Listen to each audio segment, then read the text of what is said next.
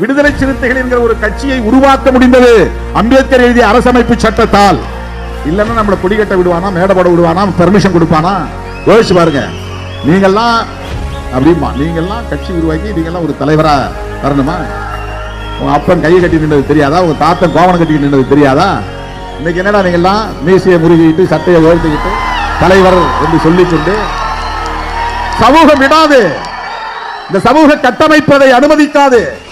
இன்றைக்கு ஒரு இயக்கத்தை உருவாக்கி அது ஒரு அரசியல் சக்தியாக வளர்ந்து இன்றைக்கு மாநில கட்சியாக அங்கீகாரம் பெற முடிந்திருக்கிறது என்றால் இந்த லிபர்ட்டி, இந்த சுதந்திரம் இந்த சமூக அமைப்பிலே ஏற்பட்டிருக்கிற நெகிழ்வுத்தன்மையால் உருவாகி இருக்கிறது.